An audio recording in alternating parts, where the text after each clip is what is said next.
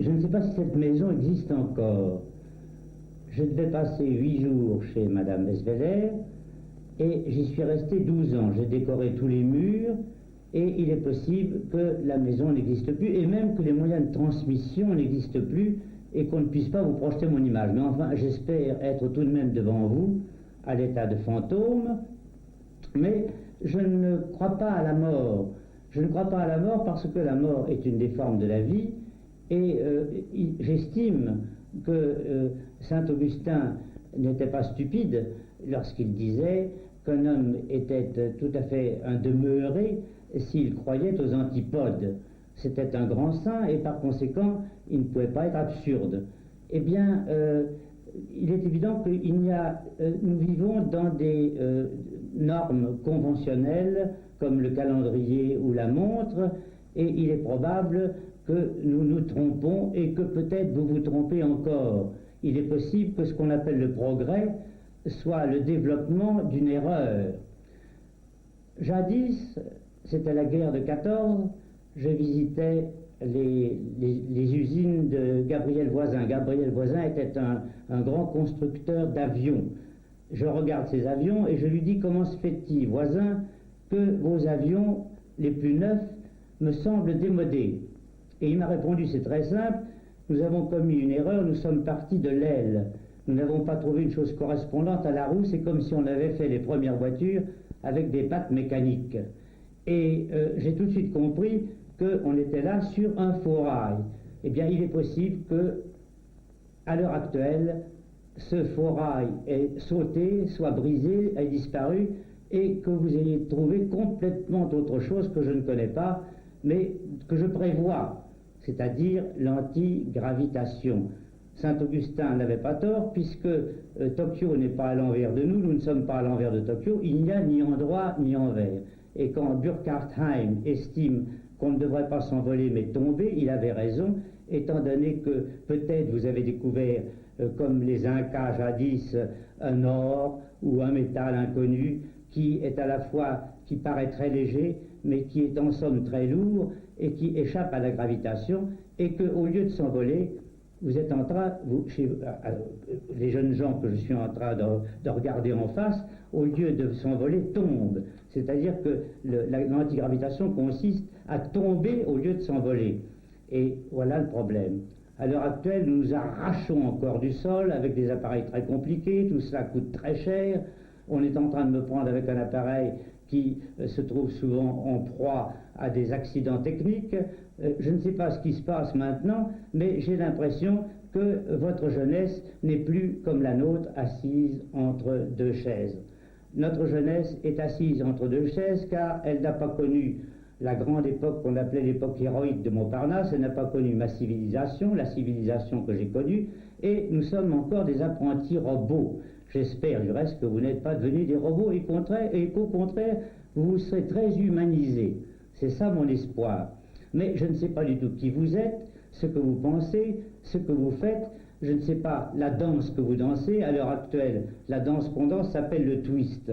Vous n'en avez peut-être jamais entendu parler et vous avez certainement une danse nouvelle. Mais ici, c'est le domaine de la frivolité.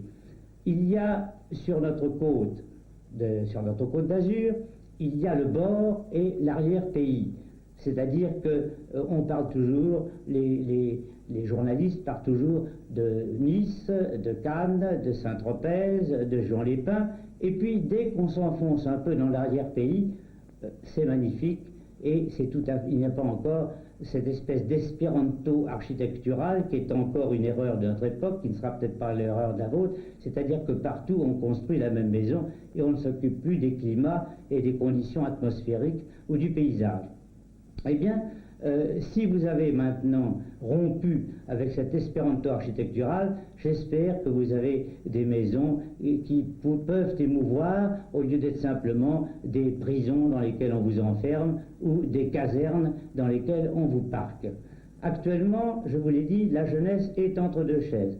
Elle a perdu cette humanité qui était la nôtre et elle n'est pas encore robotique. Et c'est pourquoi on accuse toujours les jeunes d'être très tristes, d'être très inquiets. C'est tout à fait normal. Vous connaissez certainement le grand peintre qui s'appelle Picasso, et Picasso me disait, on met très longtemps à devenir jeune. Et il avait raison en ce sens qu'un jeune ne connaît pas encore la route, il se demande où il va aller, s'il va aller à droite ou à gauche, il est inquiet, il est donc vieux. Et puis peu à peu, on prend sa route, on ne fait plus d'autostop, je ne sais pas si ce mot a encore un sens chez vous. Chez nous, voilà ce que c'est, on se met au bord de la route, on fait un signe et on s'embarque dans une voiture qui n'est pas la sienne et dans une vitesse qui n'est pas la sienne. Les jeunes gens disent je vais très vite, mais ils ne vont pas vite car ils sont dans une voiture qui n'est pas la leur. Eh bien, il est possible que tout ça n'existe plus, il est possible que les voitures n'existent plus, que maintenant vous glissiez un peu plus haut que les routes, peut-être même qu'il n'y a plus de voitures, peut-être qu'il y a encore des voitures, je n'en sais rien. Mais toujours est-il que j'ai grand espoir dans cette dégravitation. On vient de découvrir chez les Incas une porte qui s'appelle la porte du soleil. Sur cette porte du soleil, on peut lire qu'elle est offerte aux Vénusiens qui nous ont apporté le secret de la dégravitation. Ce secret est perdu et nous nous arrachons péniblement du sol et nous faisons actuellement le tour de la Terre à une grande vitesse, mais comme une mouche qui fait le tour d'une orange et qui ne va pas beaucoup plus loin que l'écorce, que la peau. Tout cela doit vous sembler très étrange. Nous sommes à une époque, je vous le répète, de recherche, de tâtonnement, et nous sommes sur une route absolument inconnue. Et peut-être maintenant, êtes-vous, je ne dis pas assis, parce que la jeunesse ne doit jamais être assise, mais il est possible que vous soyez solide sur vos jambes, alors qu'actuellement, on ne peut pas reprocher à la jeunesse de s'amuser, parce qu'elle ne sait pas au juste ce qui a eu lieu, et elle ne sait pas vers quoi elle s'engage.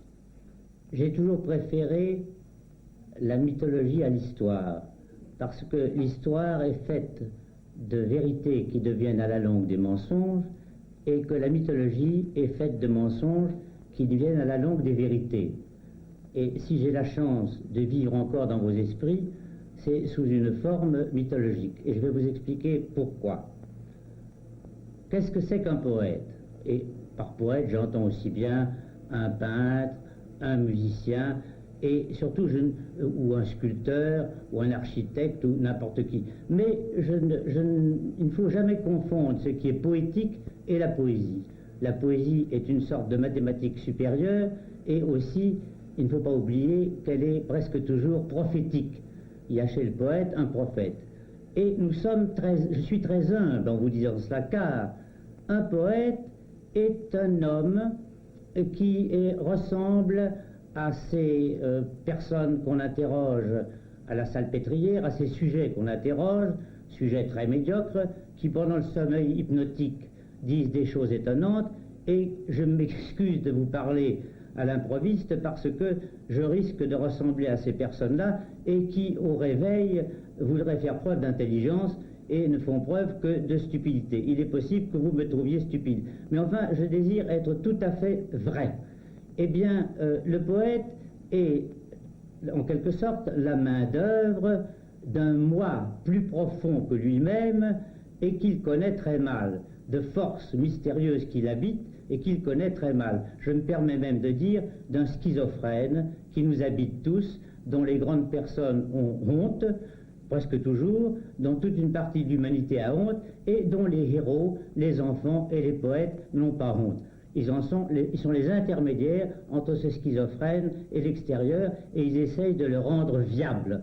Voilà exactement ce que c'est que le poète. Et on m'a fabriqué, moi, un personnage que je ne suis pas, un personnage de légende, qui ne me ressemble pas, mais qui me protège en quelque sorte, puisque je ne voudrais pas ce personnage lui serrer la main. Mais il me protège comme quand Don Juan déguise son domestique pour qu'il reçoive les coups à sa place. Eh bien, quand je suis roué de coups, brûlé en place publique, ce n'est pas moi qu'on a roué de coups, et c'est pas moi qu'on a brûlé en place publique. Et ce personnage intérieur qui m'habite est un personnage totalement intemporel et que je connais, je vous le répète, extrêmement mal. Donc je ne suis pas responsable de ce que je suis en train de vous dire, je ne suis pas responsable de mes poèmes, je ne suis qu'un intermédiaire, qu'un médium et qu'une main-d'œuvre. Et tous les poètes sont des médiums et des main-d'œuvre de cette force mystérieuse qui les habite. Par conséquent, j'ai du mal à vous en parler, mais je ne me vante pas, je ne parle pas d'inspiration. L'inspiration ne nous arrive pas de quelque ciel. L'inspiration devrait s'appeler l'expiration. C'est quelque chose qui sort de nos profondeurs, de notre nuit, et en somme un poète essaye de mettre sa nuit sur la table. Et il aide maladroitement, parfois, ce moi profond qui est assez de mauvaise humeur parce qu'on le sert mal. Et c'est ce moi qui essaye de vous parler maintenant par ma bouche, mais mal, puisque je vous le répète, je ne suis pas ce moi-là, je le suis sans l'être. C'est-à-dire que de notre naissance à notre mort, nous sommes un cortège d'autres, nous sommes toujours des autres.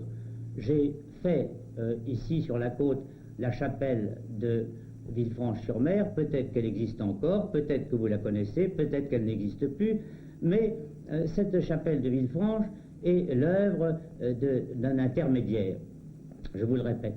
Et cette chapelle de Villefranche, je me suis enfermé pendant 2 ans dans cette chapelle, je l'ai peinte comme un pharaon qui peindrait son propre sarcophage, et j'étais, c'est pourquoi je n'ai pas honte de vous parler, déjà mort quand j'ai peint cette chapelle, puisque je n'étais pour ainsi dire pas là. J'étais simplement un ouvrier qui monte sur des échelles ou qui monte sur des estrades, sur des praticables. Et pour faire un plafond, vous comprenez que ça représente une grande difficulté, puisque je me demande même, comme Michel-Ange a pu faire la Sixtine, il avait une bougie attachée sur son front par un fil de fer, et cette bougie devait lui couler dans la figure, et non seulement il ne peignait pas ce qu'on appelle à la tempéra, mais il faisait de la fresque, c'est-à-dire il avait en plus un métier d'ouvrier, un métier de manœuvre. Eh bien, dans ce moment-ci, c'est un manœuvre qui vous parle. Évidemment, il m'arrive, quand j'écris, de ne pas être exactement un manœuvre, puisqu'il faut que ma tête travaille en même temps que ma main, et que ma main serve ce personnage mystérieux qui m'habite et que je ne connais pas. Mais je me repose souvent par des travaux plastiques. C'est-à-dire que je peins des murs, souvent on se demande pourquoi j'ai peint des chapelles, c'est parce que j'ai besoin de murs et que je n'en trouve pas ailleurs, sauf dans un immeuble qui n'existe peut-être plus maintenant, qui est à l'heure actuelle la salle des mariages de Menton, qui n'est pas une chapelle, mais généralement ce sont des murs dont j'ai besoin pour me reposer. Les gens croient que je me fatigue, non, parce que ce sont mes mains qui travaillent, ce sont mes mains qui deviennent intelligentes, ou si vous voulez, géniales, puisqu'on s'est trompé sur le mot génie. On croit toujours que le mot génie est un mot qu'il ne faut pas employer, et que le génie n'appartient qu'à Goethe, qu'à Victor Hugo, qu'à Shakespeare, non. Le génie peut être la manière dont une femme descend de sa voiture, et Stendhal, que vous connaissez encore certainement, disait elle descendait de sa calèche avec génie. Le génie est une sorte d'expression supérieure de l'individu, et nous pourrons revenir à la poésie, c'est peut-être l'expression la plus haute de l'individu. Par conséquent, il est possible, si vous lisez encore mes livres, si vous lisez encore mes poèmes, que ces poèmes qui paraissent aujourd'hui très obscurs et incompréhensibles à mes contemporains et à mes compatriotes, vous soient devenus beaucoup plus ouverts, se soient ouverts à la longue, et que vous me lisiez, si vous me lisiez encore, avec beaucoup de facilité, alors qu'aujourd'hui, j'ai l'air de parler une langue inconnue. Et c'est en effet une langue inconnue, puisque il faut l'apprendre. Je ne parle pas le chinois, mais si je voulais parler le chinois, je l'apprendrais. Et beaucoup de personnes s'imaginent qu'on en trouve un livre, qu'on le regarde et qu'on l'a lu. Eh bien non, on n'a pas lu. Il faut apprendre cette langue mystérieuse qui est la langue de la poésie. Et je crois qu'il y a quelque chance pour que cette langue vous arrive, alors que beaucoup de choses qui sont plus importantes ne vous arrivent pas. Nous vivons actuellement une époque d'actualité. Les gens aiment l'immédiat, la hâte et l'actualité. Et la poésie est, je vous le répète, l'intemporalité, c'est-à-dire qu'elle ne correspond pas à ce qui se passe, elle est inactuelle. Il y a une grande technique chez les poètes, c'est-à-dire, je vous l'ai dit aussi, la poésie est une sorte de mathématique supérieure, de langage suprême, mais nous sommes à l'heure actuelle dans quelque chose d'extrêmement dangereux, c'est le génie collectif. La science est faite de génie collectif.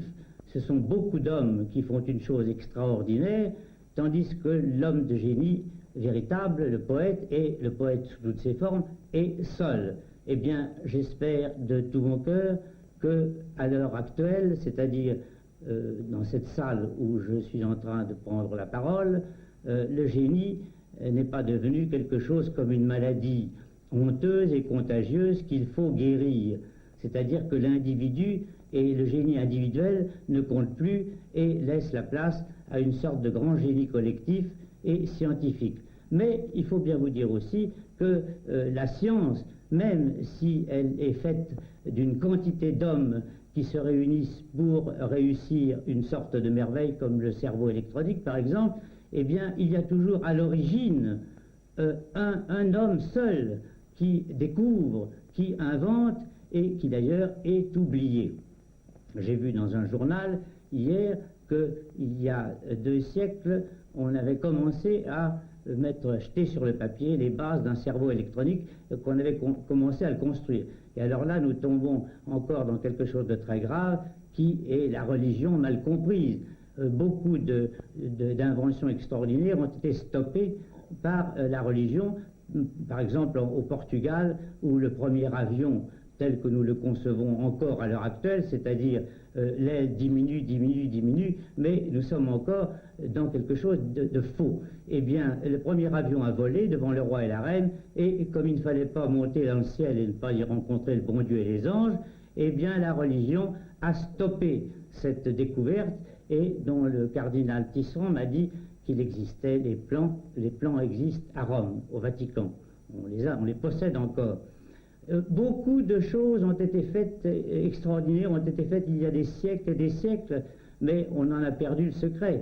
Par exemple, il paraît que si on construisait l'arche d'alliance telle qu'elle est décrite dans la Bible, avec le bois d'acacia et les ors négatifs, les séraphins de gauche et de droite qui étaient faits d'or négatif, eh bien on obtiendrait une extraordinaire pile électrique. C'est pourquoi, quand l'arche d'alliance est montée jusqu'à la maison d'Aminabab, un bouvier qui l'avait touché a été foudroyé, c'était une pile. Eh bien tout ça est oublié, perdu, et on retrouve. Maintenant, par exemple, je vous parlais de cette jeunesse qui est entre 2 chaises, mais tout le monde est entre 2 chaises. Par exemple, on fait la découverte actuellement de médecines étonnantes, mais il faut retrouver maintenant des médecines qui guérissent de ces médecines, car elles sont dangereuses. Nous avons ce qu'on appelle la pénicilline, nous avons les antibiotiques, et quelquefois les antibiotiques et la pénicilline sauvent des personnes qu'on n'aurait pas sauvées jadis, comme les toreros par exemple. Mais il faut ensuite trouver des remèdes qui guérissent de ces remèdes qui sont en quelque sorte des poisons. Vous voyez dans quelle situation nous sommes. La guerre telle qu'elle était conçue jusqu'à présent, et j'emploie le mot dans sa plus haute forme, démodée. Les militaires le sentent, je ne sais pas ce qui se passe maintenant, mais il est évident que ce sont des savants qu'on emporte, qu'on vole, qu'on kidnappe, et il y a toute une diplomatie secrète, une guerre secrète qui est faite d'agents mystérieux et qui n'est plus du tout le panache du Saint-Cyrien ou le poilu qui monte à l'assaut. Alors peut-être que j'espère de tout mon cœur que la guerre a disparu, et que aussi ont disparu ces guerres mystérieuses qu'on appelle les guerres froides, qui sont peut-être encore plus terribles et plus dangereuses, quoique secrètes. Beaucoup d'hommes s'imaginent qu'on peut s'accrocher à de vieilles politiques, d'autres voient trop loin et perdent le sens de l'actualité. Et nous avons à l'heure actuelle à la tête de la France un homme qui voit très loin, mais il devrait avoir autour de lui des hommes qui voient dans l'immédiat. Et c'est très difficile de joindre les 2 bouts, et il est possible que notre politique actuelle vous apparaisse comme quelque chose d'absolument incompréhensible, puisqu'elle est déjà presque pour nous. L'académie est un fantasme aussi, n'est-ce pas? Il faut vous dire encore une chose extrêmement délicate, je ne me gêne pas parce que je ne suis plus là pour recevoir la raclée. Il est évident que les honneurs, ce qu'on appelle les honneurs, les récompenses, la distribution de prix, eh bien tout cela est, j'appellerais tout cela des punitions, je ne sais pas quel terme employer, mettons transcendantes. des punitions transcendantes. Brummel, vous connaissez peut-être encore le nom de Brummel, c'était un célèbre dandy d'Angleterre, et un jour, qu'un jeune homme le félicitait pour son élégance aux courses d'Epsom, il répondit à ce jeune homme: je ne pouvais pas être élégant puisque vous m'avez remarqué. Eh bien, voilà une parole que, en quittant le domaine de la frivolité, pourrait répondre à un jeune homme qui questionne, un poète ou un savant. L'homme remarquable doit se rendre invisible.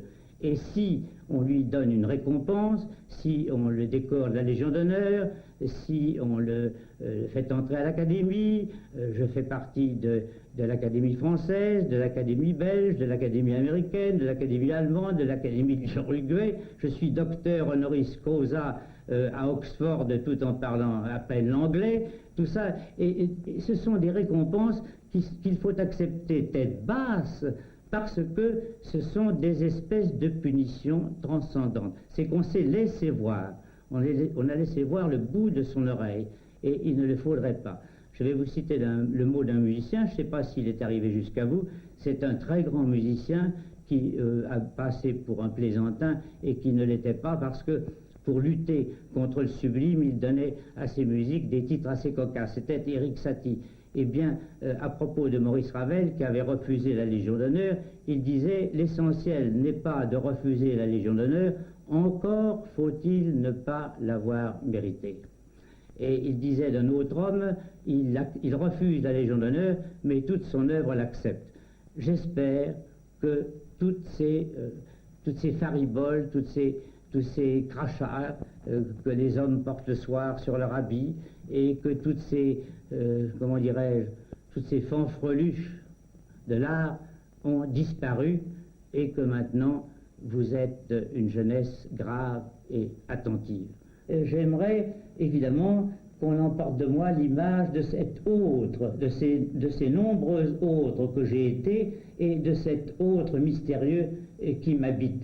Je ne voudrais pas qu'on se souvienne de moi, du moi qui vous parle, mais du moi qui est dans les ténèbres, dans mes ténèbres, et qui s'est exprimé avec un grand manque de contrôle. Car, je vous le répète, le contrôle est très dangereux, et les fautes, ce sont les fautes qui sont la véritable expression de l'individu. Car si Picasso met un œil où il ne doit pas être, on voit davantage que cet œil s'il se trouve où il doit être, et si un fauteuil dans un salon, on ne le voit pas parce qu'il est dans son lieu normal, mais si on le met dans la rue, il redevient un fauteuil. Il y a donc une grande surprise dans l'art, et c'est pourquoi je vous parle toujours de l'art au lieu de vous parler de la science, parce que la science est en quelque sorte une suite d'erreurs qui se contredisent, et que les grands philosophes ne restent que par leur génie d'écrivain. C'est évident que tout ce que dit Descartes ne tient pas debout, mais Descartes reste Descartes parce que c'est un grand écrivain. En vérité, mon œuvre me ressemble davantage que l'image que vous voyez dans ce moment-ci devant vous. Et si mon œuvre est valable, je voudrais qu'on écrive sur ma tombe « Je débute ».